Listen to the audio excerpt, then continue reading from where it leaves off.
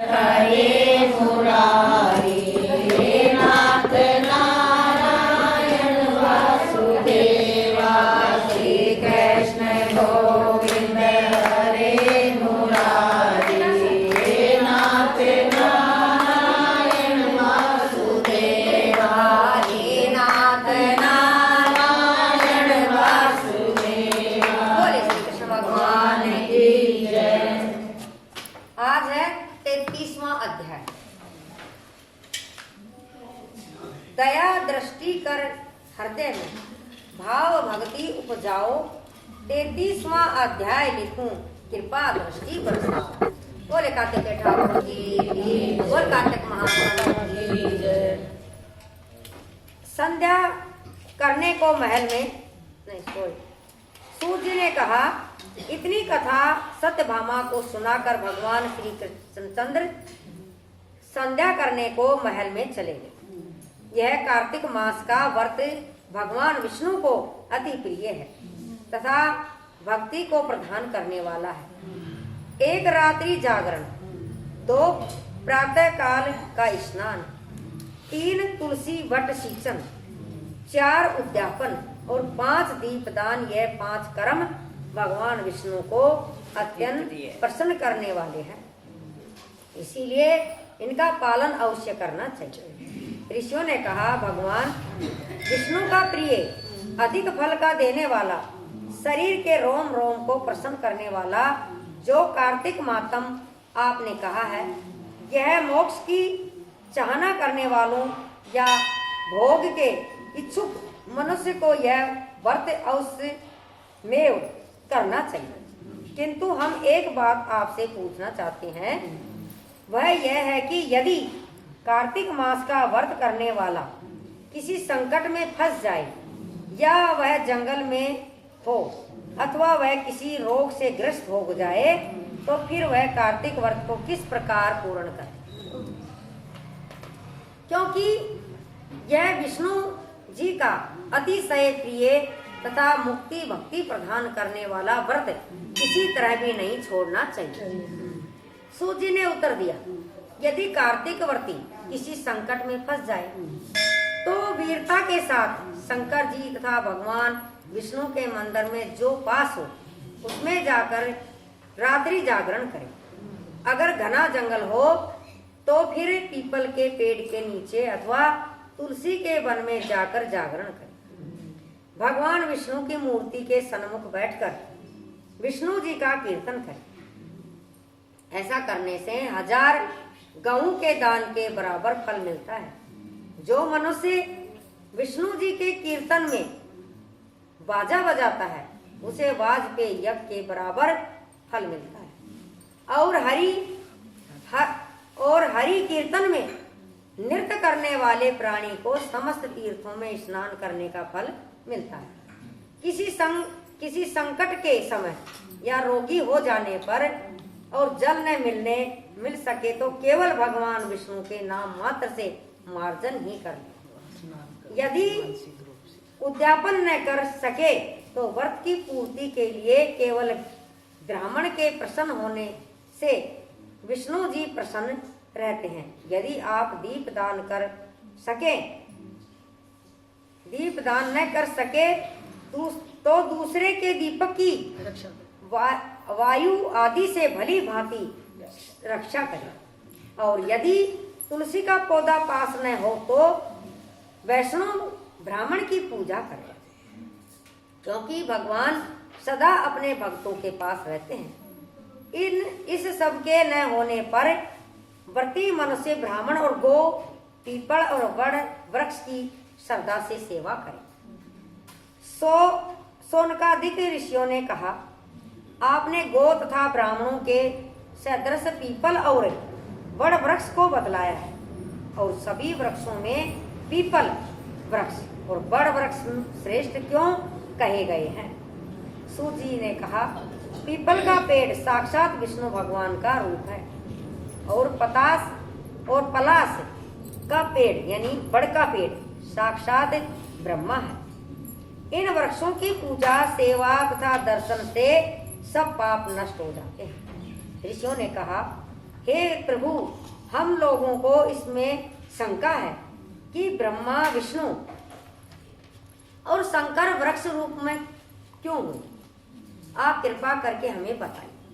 श्री सूत जी ने कहा, प्राचीन काल में भगवान शंकर और पार्वती जी विहार कर रहे थे। उस समय उनके विहार में विघ्न डालने के विचार से ब्राह्मण का रूप धारण करके अग्निदेव वहां पर आ गए। विहार के आनंद के वशीभूत हो जाने के कारण क्रोध में भरकर श्री पार्वती जी ने समस्त देवताओं को श्राप दे डाला। पार्वती जी बोली, हे देवताओं, विश्व सुख को कीट पतंगे भी जानते हैं। आप लोगों ने देवता होकर भी उसमें विघ्न डाला, इसीलिए आप सब लोग वृक्ष हो जाओ। सूत जी ने कहा, इस प्रकार क्रोधित पार्वती जी के श्राप से सब देवता वृक्ष हो गए। इसी कारण भगवान विष्णु तथा शंकर जी दोनों पीपल और बड़ वृक्ष हो गए। इसी कारण भगवान विष्णु का शनिदेव के साथ योग होने के कारण केवल शनिवार को ही पीपल का स्पर्श करना चाहिए, अन्यथा और किसी दिन नहीं। बोले श्री कृष्ण भगवान की जय। श्रीमन नारायण नारायण नारायण, श्रीमन नारायण नारायण नारायण। बोले श्री कृष्ण भगवान की जय। 34वां अध्याय। सूत जी ने ऋषियों से कहा, प्रसंग बखान। 34वें अध्याय पर दया करो भगवान। हे सूत जी, पीपल का पेड़ शनिवार के अतिरिक्त सप्ताह के बाकी दिनों में क्यों नहीं पूजा जाता? सूत जी ने कहा, समुद्र का मंथन करने से जो रत्न देवताओं को मिले, उनमें से देवताओं ने लक्ष्मी और कौस्तुभ मणि भगवान विष्णु को दे दी। विष्णु भगवान जब श्री लक्ष्मी जी से विवाह करने के लिए तैयार हुए तो लक्ष्मी जी ने कहा, हे प्रभु, जब मेरी बड़ी बहन का विवाह नहीं हो जाता, आप मुझे छोटी बहन से विवाह कैसे कर सकते हैं? इसीलिए आप पहले मेरी बड़ी बहन का विवाह करा दीजिए, बाद में मुझसे विवाह कीजिए, क्योंकि यह प्राचीन नियम है। सूत जी बोले, लक्ष्मी जी के ऐसे वचन सुनकर भगवान विष्णु ने लक्ष्मी जी की बड़ी बहन का विवाह उद्दालक ऋषि के साथ कर दिया। वह लक्ष्मी बड़ी कुरूप थी।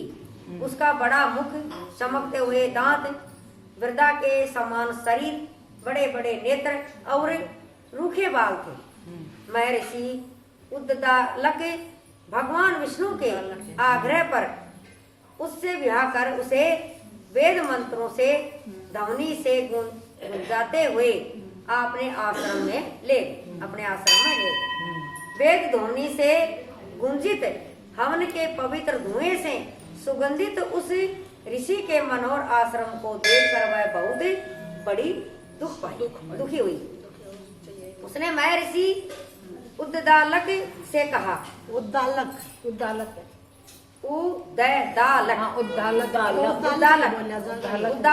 से कहा, इस आश्रम में वेद ध्वनि हो रही है, अतः यह स्थान मेरे रहने योग्य नहीं है, इसीलिए तुम मुझे किसी दूसरी जगह ले चलो। उसकी बात सुनकर महर्षि ने कहा कि तुम यहाँ पर क्यों नहीं रह सकती, और तुम्हारे रहने योग दूसरी जगह कौन सी है, यह मुझको बताओ। लक्ष्मी ने कहा, जहाँ पर वेद की ध्वनि न होती हो, अतिथियों का सत्कार न होता हो, यज्ञ आदि न होते हो, उस स्थान पर मैं नहीं रह सकती। जहाँ पर पति पत्नी आपस में प्यारे हो, पितरों के निमित्त यज्ञ होते हो, देवताओं का पूजन होता हो, वहाँ पर मैं नहीं रह सकती।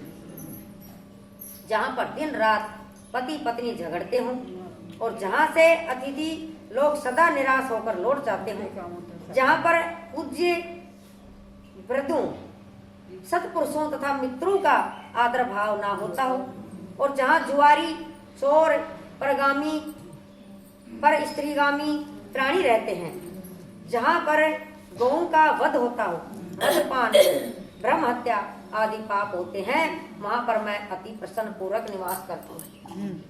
सूत जी ने कहा, इस प्रकार अलक्ष्मी के वचन सुनकर ऋषि का मन खिन्न हो गया। वह इस बात को सुनकर चुप रह गए। थोड़ी देर तक चुप रहने के बाद उन्होंने कहा कि अच्छा, तुम्हारे लिए ऐसा ही स्थान मैं खोजूंगा। अतः मैं जब तक तुम्हारे लिए ऐसा स्थान ढूंढ कर न आऊं, तब तक तुम इसी पीपल के पेड़ के नीचे चुपचाप बैठी रहना। सूत जी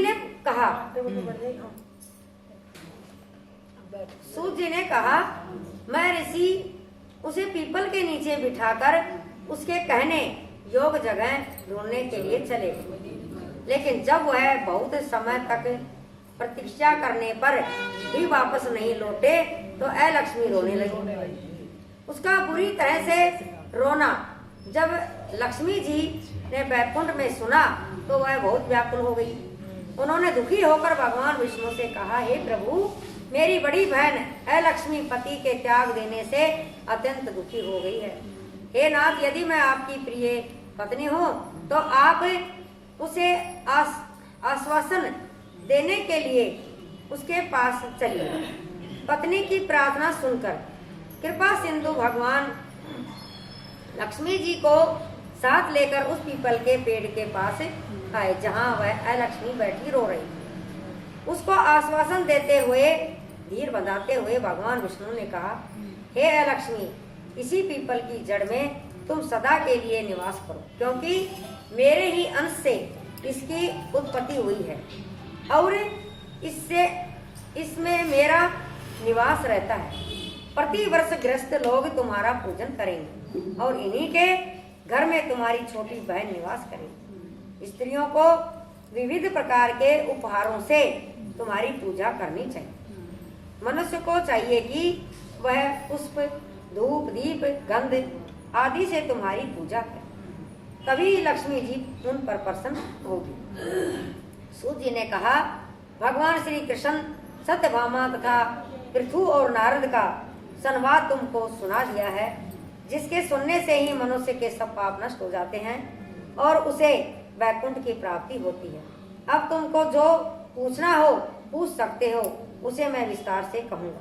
सूत जी की बात सुनकर सनकादिक ऋषि, महर्षि थोड़ी देर तक प्रसन्नचित्त से वहां बैठे रहे। बाद में वह श्री बद्री नारायण जी के दर्शन को चले गए। जो प्राणी इस कथा को सुनता हो और सुनाता हो, को दूसरों को सुनाता है, वह इस संसार में संपूर्ण सुखों को भोग कर अंत में वैकुंठ धाम को जाता है। बोले श्री कृष्ण भगवान की जय। श्रीमन नारायण नारायण नारायण, श्रीमन नारायण नारायण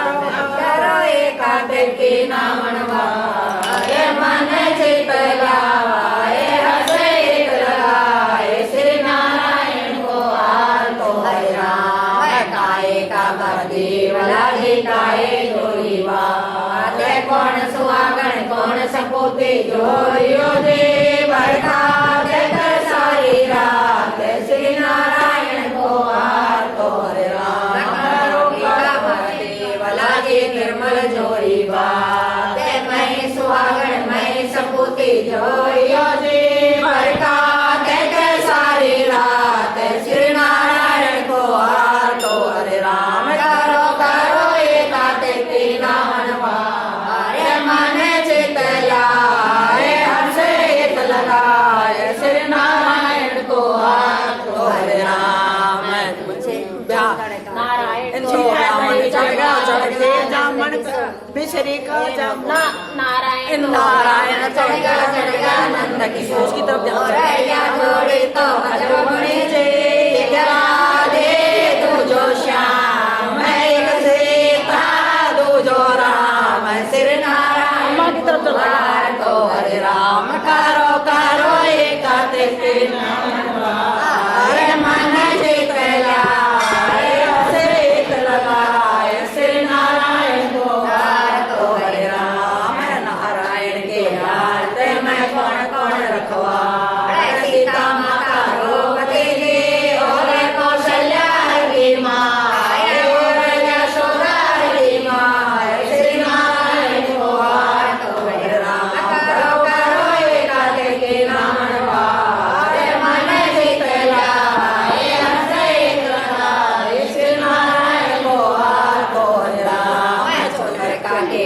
ओढ़ना ये बोल पड़ा गल जाए मानस काके सेवना जी सेवना सारे गए राम श्री नारायण को तो हरे राम करो करो एकाते के नाम अरे मन चित लाए हर्षित लगाए श्री नारायण को तो हरे राम छिक दई जमावती मिसरी का जामन लाल जमावती एक सोना की माँ एक कौशल्या की माँ श्री नारायण को तो हरे राम करो करो एकाते के नामन अरे मन चित लाए हर्षित लगाए श्री नारायण को तो हरे राम गंगावड़ी गोदावरी जी तीर्थ बड़ा परियार दारावड़ी समुद्र के जी पाप कटे हरिद्वार श्री नारायण को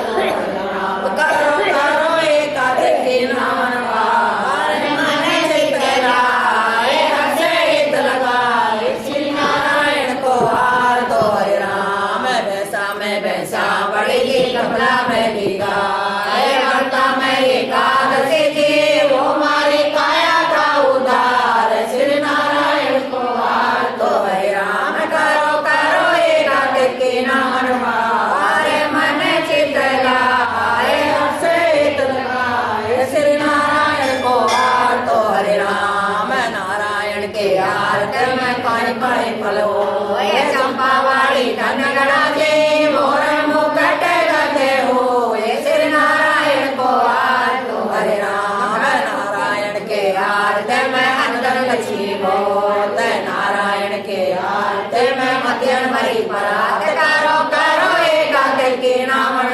अरे मन चित लाए हर्षित लगाए श्री नारायण को तो हरे राम करो करो एकाते के नामन अरे मन चित लाए हर्षित लगाए श्री नारायण को तो हरे राम गंगे माता मैया जय गंगे माता जो नर तुमको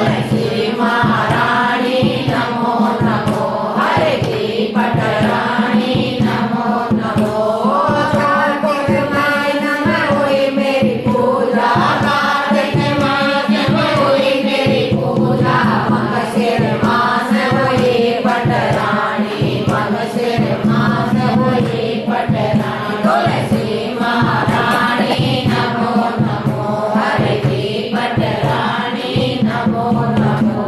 ओ कौन से महीने में हुई तेरी पूजा, कौन से महीने में हुई तेरी पूजा, कौन से महीने में हुई पटरानी तुलसी महारानी नमो नमो हरे की पटरानी गावे जो कोई तुलसी गावे श्री कृष्ण के दर्शन पावे, श्री कृष्ण के दर्शन पावे जो कोई तुलसी में गावे, जो कोई तुलसी में गावे खीर खाने का भोग लगावे, खीर खाने का भोग लगावे तुलसी महारानी नमो नमो हरे की